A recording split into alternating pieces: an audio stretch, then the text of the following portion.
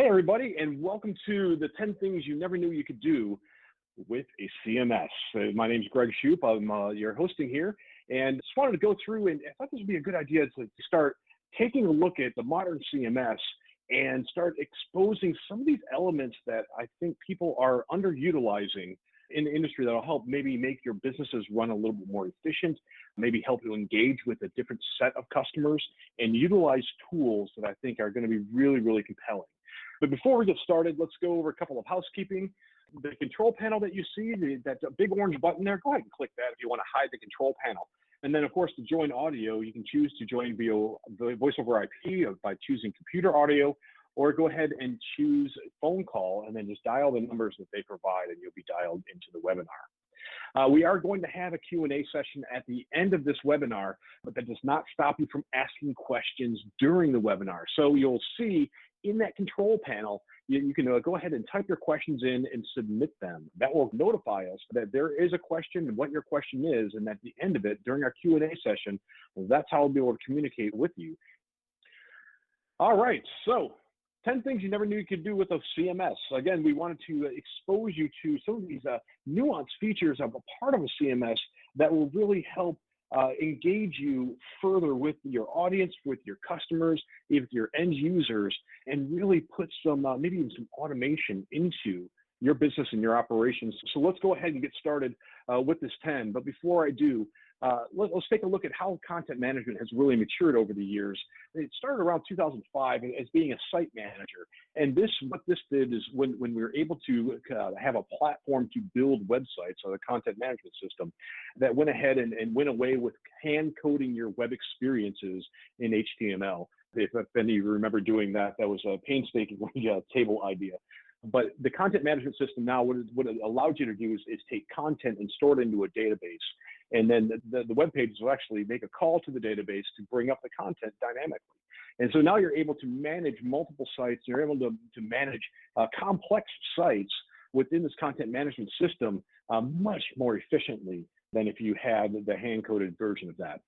As the content management evolved and grew in maturity, we started doing lead generations out of it. So now this is where, remember back when the Web 2.0, when you started engaging in the web with form data, with gated content, these types of things to help generate leads and to help identify who you're really going to go after and who your focus is. A little time after that, we went into this customer engagement, and as that modern customer starts emerging in and starts taking some buying power, CMS has evolved again to engage with customers, to create these engaging experiences, to help the customer journey. And that's kind of where we're at today with that next evolution of a digital experience platform. So now with that engagement or that customer experience capabilities of a CMS, we're actually now sending that out farther to reach farther possibilities and destinations within the internet. And what does that digital experience look like? And what are the technologies that help support that digital experience, that you build that digital experience on? That is one of the core components of modern CMS. So CMS has come a long way, yet still remaining true to its roots about site management, but then it's starting to reach throughout the internet and start helping to create and to create engagement and to create experiences for that modern customer. Because that modern customer, they come to us with such high expectations, such as proactive services, personalized interactions, and connected experiences, which is probably one of the more complicated parts of it, is connecting these experiences across all the channels that you engage with. I mean, these modern customers really want to have a seamless digital experience. So it is up to us to unify this customer journey. We need to really reach out and have extensible implementations. I mean, we need to be able to connect to third-party platforms that are not natively part of a CMS, if you will. And we need to be able to scale quickly and have a very agile methodology so we can deliver our content and our experiences to these new channels wherever they may be. They may be across multiple destinations and multiple devices. But this is now our new reality. This is now where digital experiences are and the demands that our customer has on us. So as we've now defined that customer, what do we have from a CMS standpoint that can really help us as we're going through and identifying engagement points and identifying this digital experience? what can our CMS do that we're not using today? So I think one of the first things that we can do is I think we can dynamically generate personalized content.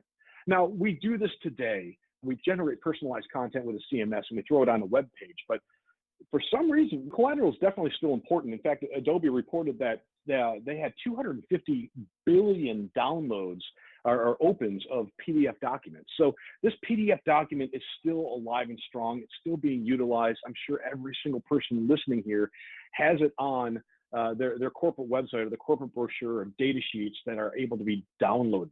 And that's really where it comes into. But my question here is, if we're able to now segment these users based on personas and use a personalization engine to distribute that content based on who is going to experience it. So if we take a look at this, the top 3 personas, for example, we have our franchisor, and this is going to be kind of a food website. So we have the franchisor looking to expand and grow their business or take part or buy a franchise of this corporation. And then we have a job hunter, somebody who actually wants to work for that corporation or work for a franchise, not necessarily own the franchise, but be a part of that team. And then we have foodies, they want to experience the recipes, they want to experience the grocery lists, they want to get new inspiration for cooking food or what it may be. And so this personalization engine allows you to identify who is visiting the site, change content based on that, and then distribute that content specifically. So for example, your personalized content is going to be for a franchisor. Maybe it's really engaging in locally growing organizations and farm to table cup types of things. For your job hunter, maybe it's joining the team, and for the foodie, it's finding these new delectable dishes that they really want to have. So when we identify who these customers are, we go ahead and put them into the personalization engine, and then we distribute the content according to that persona. Well, this is something that CMS has been able to do for several years now. This is not new in the CMS world. But what happens when we get to printing collateral? And I think what we can actually do is same motions. We can utilize the same personalization engine, but instead of distributing it to a web page, I think we can distribute it to a collateral piece that can be then downloaded and printed. So if you can imagine being able to have your company brochure with tailored, personalized content based on that user that they can go download and share within their organizations. Or maybe you want to have a data sheet that is a little bit more technical for maybe an IT recipient. Well, we can go ahead and do that because we understand who they are when they hit the site, and then we can utilize that personalization engine to distribute that content now onto a PDF template instead of a web page. So the first thing I think content management systems can go ahead and do is provide you with dynamically generated, personalized collateral. Looking on to number 2, partner optimization sites. This is really interesting to me. We spend so much time identifying our customer journeys and our customer experiences that we actually typically forget about our partners. Our partners can bring us in so much business that they can expand our footprint, and we typically forget about this entire process that's going on and the expectations that they have. It's interesting, if we take a look at these expectations, these expectations are really starting to intersect, and we know this from looking at our consumers. We know that our consumers want a personalized experience both online and offline. We know that they want to go learn about our products at a self-paced mode or self-managed mode. They want to go do it themselves, and then they'll call or they'll contact us with any additional questions that they might not have found. They want an immersive experience. They want us to use engaging technology and immersive technology to help enhance that experience. That's what they're really looking for. And they're bringing it into the business-to-business world. They're really bringing it into the B2B relationships. And I think this is where a lot of our companies and a lot of us start missing the mark a little bit, because we think that all this personalization, we think that all this immersive technology, we think that self-service is all predicated or is all the example of the experience of that business to consumer, or that consumer that we're engaging with. But we're actually bringing all of those experiences into our business world. And so when we start creating these digital experiences, yes, customer experience is a very, very important part. But what happens is that it doesn't stop there. We need to go ahead and optimize for our partners. And so focusing in our digital experience on customers and then going and building out our partner experience, that's when we can start utilizing really the more advanced technologies that we have in the CMS. And we're already doing it for customers. So now we just open it up to partners. We focus on partner satisfaction, and that will keep, and by doing so, the partners will then be able to accomplish their goals. And when they're accomplishing their goals, they'll still remain focused on our business instead of going to a competitor or being more focused on a competitor's business. So in a sense, what you're doing by focusing and by building out your partner journey, your partner experience, what you're doing is you're blocking your competition from taking hold of that partnership. And you're growing loyalty with this partnership because you're increasing the satisfaction of your business relationship. And just a couple of ideas that we can go and do this that's outside of a typical customer experience. And if we look at that partner optimization, what about optimizing the supply line? Maybe we're looking at subscription models or autofill models. Maybe we're revamping our procurement process. Maybe we're looking at partner enablement differently. And so we're going to get into really enabling our partners like we would our own staff, our own employees. Maybe we start turning on automation to where we can really utilize technology to accomplish a lot of these more tactical operational roles. And it saves the partner from doing repetitive tasks that get them frustrated. Maybe we can automate a lot of that. And then probably the scariest one here is data sharing. This is something that businesses do not like to do, is share their data. But at the end of the day, the partners have relationships with your end users, and they know how the end users act, what they want, what they're looking for. And we need to send them the data, the content that we can engage with those end users effectively. So it's going to take some data sharing between the two groups in order to optimize those journeys. So looking at partners, I think it's so important to have a partner-focused journey that you can really expand the footprint of your business and help make those partners work so well for you. Along with the partners, your employees have the same process, have the same expectations. Your employees are still bringing all their expectations from their consumer world right into the business. So what would happen then if we started looking at the employee journey, if we started looking at employee experiences, if we started measuring the increased loyalty as our goal of creating these digital experiences for our employees? There was actually a study done by Forbes. They're trying to figure out how much it costs for a company to replace an employee that left. And so they came down to, on average, looking at this, again, this is an average, that an entry-level position, a company's going to have to spend about 50% of that entry-level position salary to replace that person from a turnover perspective. From a mid-level, now you're going to spend about 125%. And if you're looking at your senior leadership, nearly 200% of that person's salary is spent on replacing them. So turnover is a very costly thing for most companies. And this is something that employee experience, an engaging experience for your employees, it can't solve everything, but it certainly can help. Because what you're doing is you're delivering on those expectations that they're bringing into your company. So by now taking your engagement model, your customer engagement model, and now focusing it internally and looking at your employees, what does that look like? Well, I think that your employees, they want to have a lot of self-service content and self-service capabilities. They want to go and do the research about the company on their own, do a lot of the benefit packaging on their own. They want to go and engage with the company from a self-service standpoint. And speaking of engagement, they also want to have immersive experiences. It's not just content. It's not just text on a page that they want to interact with. They really want to get down and deep and find those immersive technologies, because we're doing that in the consumer world today. So they're bringing those expectations in.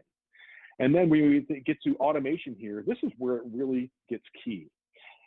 When we have people doing very low-level tasks, very what I consider binary tasks, if then do this, or it's on or it's off, checking the box kind of things, that typically gets really, really frustrating on a repetitive basis. And employees don't like doing that because they don't feel like they're being utilized. They don't feel like they're contributing to the overall success and growth of the company. And so if we invest in automation to do the low-level operational tasks, then that leaves our employees to do the higher valued tasks, like being creative, being strategic, and being cognitive. And if we invest in our employees to produce the higher valued cognitive abilities, they're going to feel more valued, and they're going to retain a part of that business. They're going to increase on the retention, and they're going to be more loyal to that company because they have value. They feel like they have value there. So when we look at a digital experience and creating these experiences, it definitely does not stop at a customer experience. I think it grows into partners experiences, and I think it grows into your employee experiences through different engagements. Which brings us to number 4. One of our more advanced engagement ideas is IA chatbots, artificial intelligence chatbots. As I was preparing for this and looking at this, 90% of enterprises invest in chatbots. That's crazy. I had no idea. That one blew me away. 90% of these enterprises are actively engaging and investing, spending money to create these chatbots, but only 4% of them, 4% of that 90% are currently utilizing chatbots, which is unreal. I mean, the amount of money and effort and development time and resource put in to create chatbots, to create engagement points on a chatbot level, only 4% are actually utilizing it. And in fact, if we take a look at an e-marketer study, retailers are predominantly the heavier users of these chatbots, and that makes sense. It's probably the support or the customer service aspect of it, which a lot of these industry leaders are, with healthcare, utilities, and entertainment, getting down into software and government.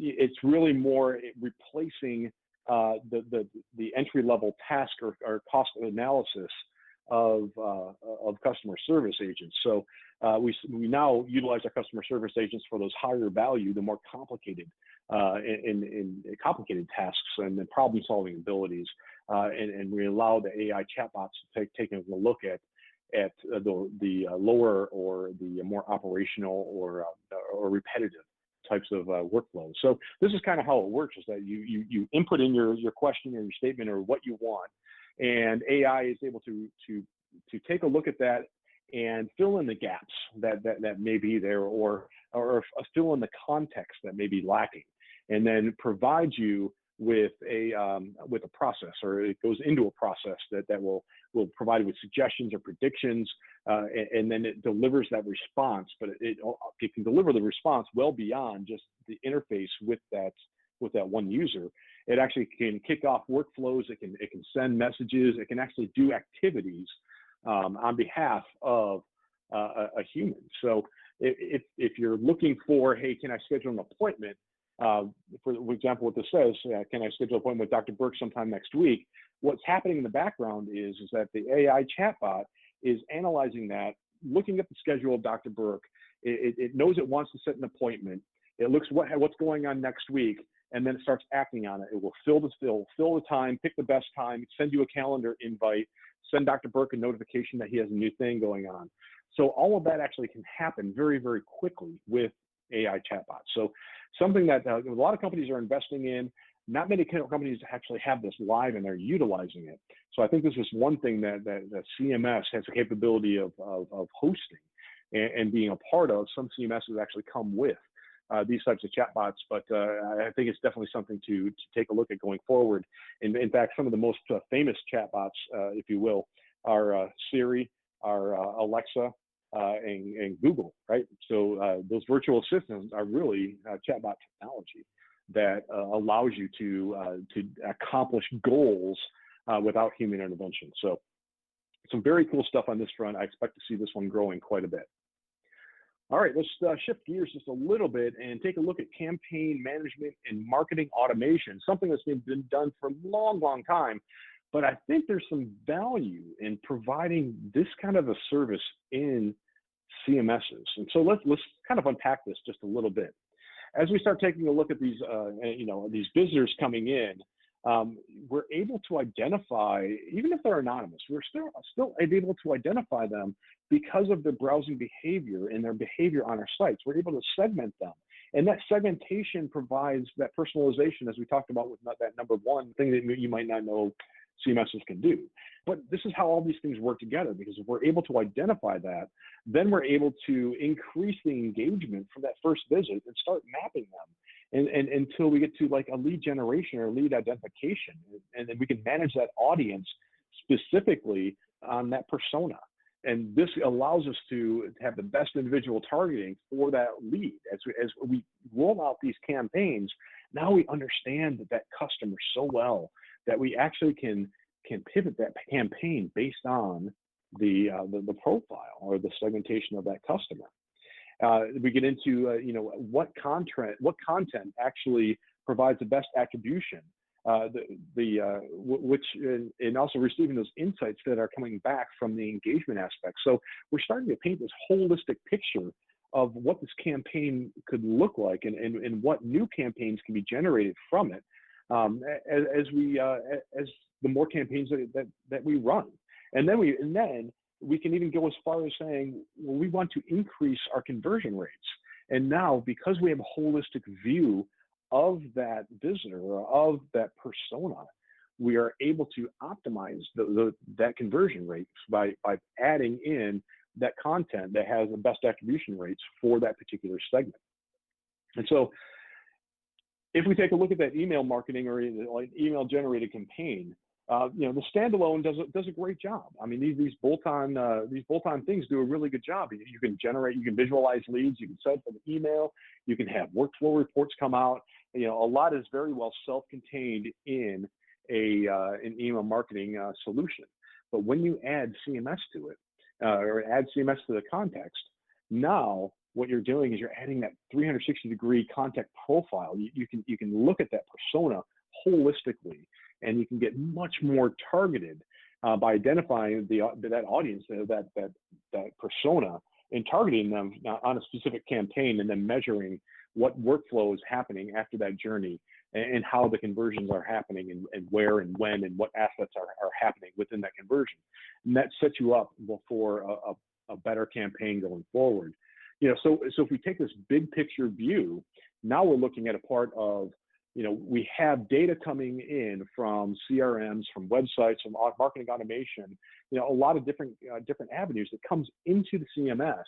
And that CMS and the personalization engine goes ahead and identifies that customer journey in the best path to engage with that customer. It provides that holistic, that 360-degree view of that profile or of that persona. So really cool stuff when it gets into the campaign management and marketing automation, because we can allow those workflows, we can allow those campaigns, those emails, those landing pages, all to have a harmonious view of that persona using CMS and the personalization engine. Now, we mentioned that sometimes we need to go reach out and bring in data from other sources, like the CRM, for example. And this application integration is another thing that a lot of CMSs have that are very underutilized. In fact, they're so underutilized that a lot of folks don't know how far extensible these CMSs can go. And so modern CMSs have built-in APIs that you can go out and reach on and share data with different applications across the spectrum, across your MarTech stack, and even in-house. And so when you're looking for these different applications and integration points, it's fine just to connect at a high level, but what we really want to do is connect at that deeper level to share that information between these systems, providing that extensibility, providing that scalability to be able to get into and utilize that personalization engine that will be able to go beyond the website. And so when we start focusing in on what this content management system can do, what kind of applications it can integrate with, we start looking at different possibilities of capabilities. And so if we look at just the CMS, the capabilities of the CMS we're very familiar with: content management asset, e-commerce, campaign management, responsive web, analytics, and personalization. These are all things that a CMS can do and have been doing for a while. Now, as we start looking at scaling this up or extending this out into a DXP or digital experience platform realm, now this changes the game because we can start integrating into an omni-channel support. We can start integrating into back office integrations and business processes. We can reach out into the social engagements and governance and compliance with adhering to those types of standards. This allows so much more to be done with the CMS, because we're able now to take back office information and governance and compliance information and display that in your engagement model to ensure that you have the proper methodology and the proper standards as you go in now to collect information or collect leads, and build out those different digital experiences. You have those capabilities that may not be innate to a CMS, but the CMS has the capability of reaching out and integrating with these different applications. So application support is key when it comes to integrating with a CMS. All right, so we're definitely over the halfway mark. Let's continue on with number 7, collaboration. Now, collaboration software is not something that the CMS is really going to replace anytime soon. Collaboration software is a huge business. We're talking $2.7 billion spent last year on collaboration software. And we're talking the G Suite, Trello, Slack, AHA, Jira, Skype, just to name a few. There's so much going on in this collaboration space. We're all trying to get all of our employees together so we can come up with the right solutions and wherever the employees may be. So a lot of our teams are cast across a wide area, maybe several states, maybe several countries. So having collaboration software allows that world to shrink a little bit and allows us to have a better interaction with our colleagues. So how does this play into CMS when I said that CMSs really aren't going to replace this, but what they are going to do is provide the experience that you can engage with this in. So maybe we bring in our old friend IA chatbot. Maybe that's a collaboration tool because they can go and kick off these workflows. They can kick off notifications. They can kick off a lot of these different things that they can predict are going to happen, because you set them up to provide that additional engagement point. Or maybe it's content optimization. Maybe we need to start really taking a look at our content with our not only SEO, but getting into user behaviors and information density and how is it being consumed, and are you able to have that content actually be relevant and be optimized for voice search, for example? So a lot of content optimization can happen here, and definitely collaboration as that goes through. And then, of course, is the content workflow. So a lot of times we have multiple functions contributing to what actually happens up on a web page.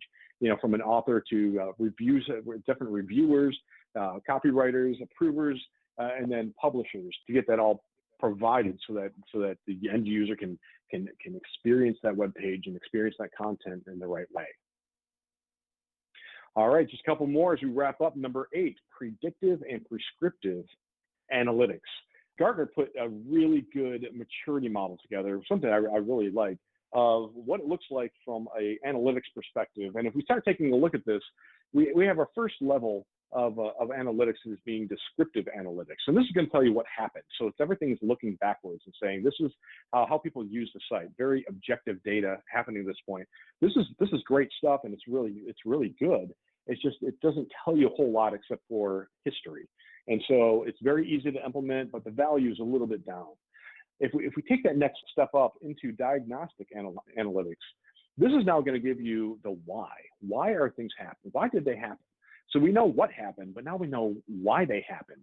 And this is even more value. So now we're starting to understand the customer and the end user just a little bit better. helping us figure out, why all of this happened. We have one more step up. We get into predictive analytics. Now, this is fascinating because this is the first time that we're going to foresight. So we have descriptive as being hindsight. We have the why, the diagnostic, being the insight. And now we've got the foresight. We have the future look. So what will happen from a predictive analytics standpoint? So based on the past, based on why users are behaving the way they are, we can predict that they will do this, so that this is what it will look like in the future.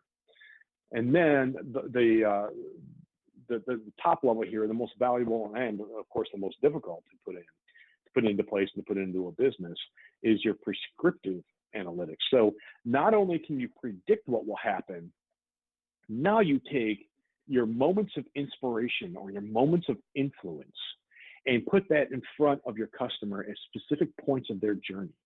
And now we can help augment, or we can change that trajectory. We can help them pivot, and we can make it happen with the right piece, content piece, with the right collateral, with the right web page, with the right experience.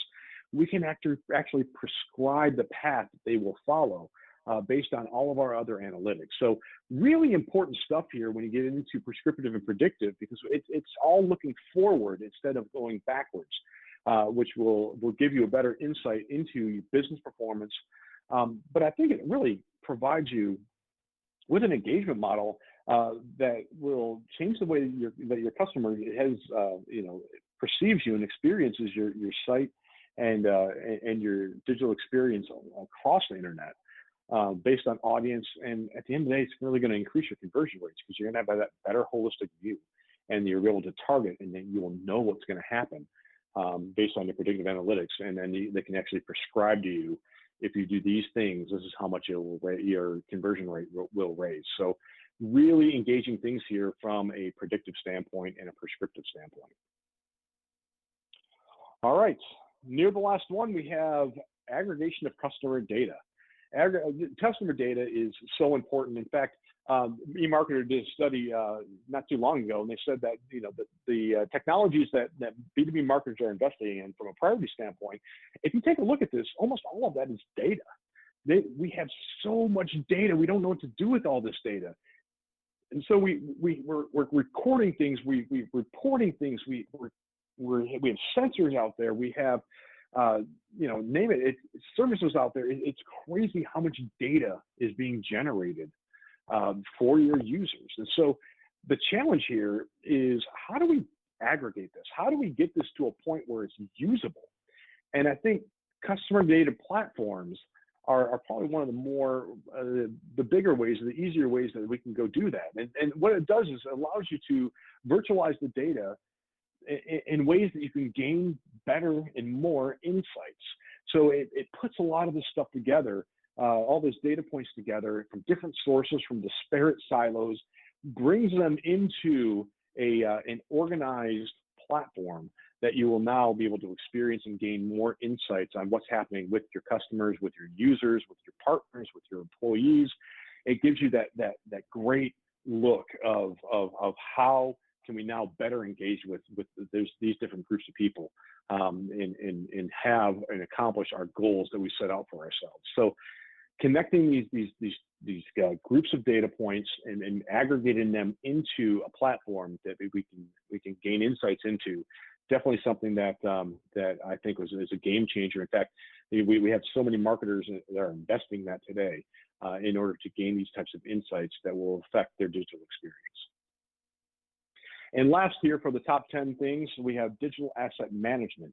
It's interesting, digital asset management has been around for a long time, but it's increasing in strength and function and value. And it's because we're extending our digital experiences to have more touch points. And with more touch points means more assets. And we're looking at these documentation, we're looking at imagery, product descriptions. We're just scaling videos up like crazy. We've got this archives of podcasts. We have so many data points and so many assets that we use in these different touch points that it's getting really complicated to manage this stuff, to figure out where is it? Where is it being experienced? And in fact, this industry is going so much, it's about at $5.2 billion in this year. And that's up from 1.2 billion from 2014. So definitely a very strong CAGR on digital asset management. And the way that CMSs can really utilize it is that because CMSs are distributing these assets and content across the internet, now we can tag them, we can do the analytics on them and bring them back in, and we can say we understand where they're going to. We understand if they're stale. We understand if they're only being experienced on social and not in a different web application. We have a really broad sense of how these assets are being managed or these assets are being experienced. So then we can get into the digital asset manager and start making the modifications and corrections where we need to make. So very cool stuff with digital asset management, and definitely needed as we start increasing our touch points throughout our digital experiences. All right, so that brings us to our conclusion. 10 things that you never knew. And let's go ahead and real quick recap. Dynamically generated personalized content. If we do content on the web page, let's do content on the collateral piece. Partner and employee experiences. Let's engage with our partners better. Let's take what our customer journeys teach us and apply that to our partners and employees. And one of those things may be the artificial intelligence chatbots. So getting our chatbots enabled will help speed up the goal accomplishment of our end users, help them have a better experience and kicking off different workflows to get things done. We can utilize the campaign management and marketing automation inside these CMSs. When we start taking that 360 view, that 360-degree view of our customer personas or end user personas, and start really understanding how they want to receive the information so we can target campaigns specifically to those different groups of people. We can expand out using application integration, using these API connectors, really deep integrations with third-party software that will help enhance those experiences and get us into definitely a growth mode throughout the marketing stack. We can start taking a look at the collaboration efforts with content workflow or getting into content optimization. And then we start taking a look at not only what happened from the analytics standpoint, but getting into advanced analytics when we get into prescriptive and predictive analytics, finding out what will happen and then how do I make things happen from a prescriptive standpoint. Of course, that's going to generate all of this data across all of the different touch points that we have. So we need to aggregate this data into a place that we can glean these insights from, and then also understand what assets are being experienced in all over the internet. How do we manage these digital assets as we start increasing touch points into this modern era and the modern customer? Because modern customers in modern era deserve a modern CMS, and this is what a modern CMS really allows us to do is to extend our capabilities from a website into now a digital experience capability. And that's really where the engagement model really accelerates quite strong. And the CMS is the core to being able to do that. All right, thanks for joining, everyone. And unfortunately, we're really out of time, but we do want your questions. So if you do have them, please submit them, and we'll respond to you on a one-to-one basis or correspond via email. Your questions are very, very important to us, so please send them on. Again, thank you guys all for staying just a little bit longer on this webinar. We definitely appreciate it. Looking forward to talking with you in the future.